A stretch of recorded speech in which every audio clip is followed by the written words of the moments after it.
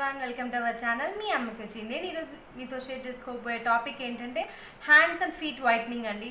మీకు లెగ్స్కి హ్యాండ్స్కి వైట్నింగ్ ఎలా తెచ్చుకుందామో చూద్దామా.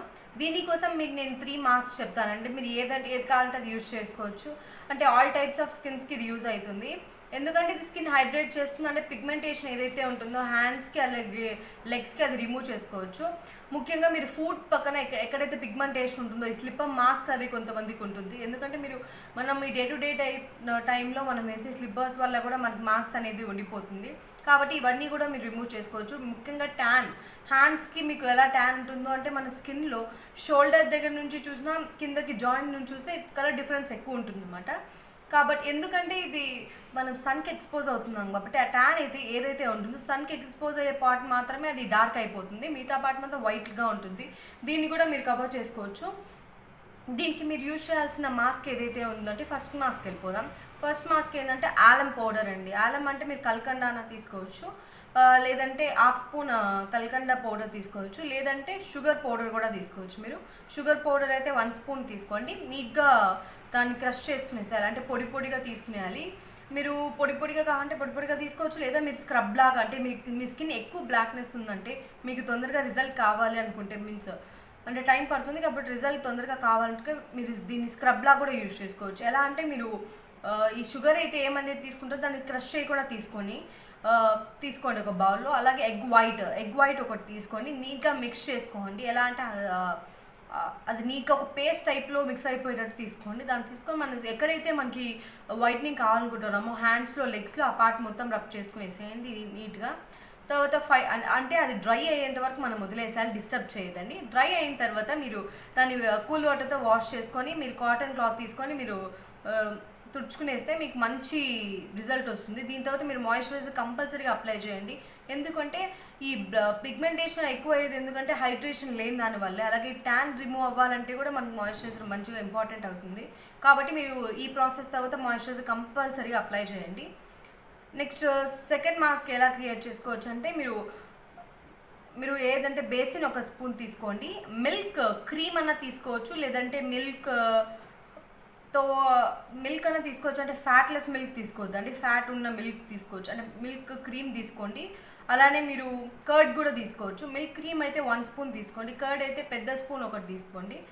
దీన్ని మిక్స్ చేసుకోండి విత్ బేసిన్ 1 స్పూన్తో మిక్స్ చేసుకొని నీట్గా అంటే ఒక పేస్ట్లా క్రియేట్ అయిన తర్వాత మీకు హ్యాండ్స్ మీద లెగ్స్ మీద అప్లై చేసుకొని 5 to 10 మినిట్స్ వదిలేసి తర్వాత మీరు కూల్ వాటర్తో వాష్ చేసుకుంటే మంచి రిజల్ట్స్ ఉంటాయి మీకు. ఇది వీక్లీ 2 to 3 టైమ్స్ చేశారంటే మీకు బెస్ట్ రిజల్ట్స్ ఉంటుంది. ఏదైతే పిగ్మెంటేషన్ ఉంటుందో పోతుంది. అలాగే ఈ పోర్స్లో ఉన్న డస్ట్ కానీ పొల్యూషన్స్ కానీ ఇవన్నీ కూడా రిమూవ్ అయిపోతాయి. మీకు స్కిన్ మంచి గ్లోనెస్ వస్తుంది. అలాగే థర్డ్ మాస్క్ ఏంటంటే మీరు ఇక్కడ యూజ్ చేసుకోవాల్సినవి ఏవంటే అన్ని స్కిన్ వైట్నింగ్ ప్రోడక్ట్స్ అనమాట. ఏవైతే పిగ్మెంటేషన్ని పోర్స్ని లో ఉన్న డస్ట్ని రిమూవ్ చేస్తుందో అవే అనమాట. ఫస్ట్ మీరు 3 స్పూన్స్ ఆఫ్ కాఫీ పౌడర్ తీసుకోండి. 1 కప్ తీసుకొని కాఫీ పౌడర్ తీసుకోండి 3 స్పూన్స్. మళ్ళీ 1 స్పూన్ 1 బిగ్ స్పూన్ బేసిన్ తీసుకోండి.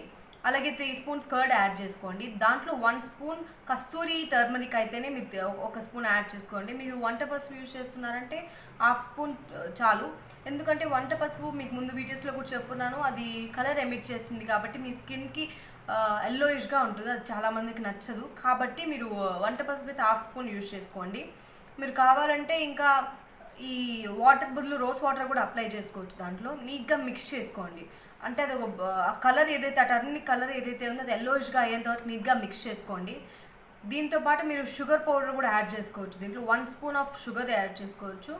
పౌడర్ అంటే 2 స్పూన్స్ తీసుకోండి, షుగర్ అయితే 1 స్పూన్ సరిపోతుంది.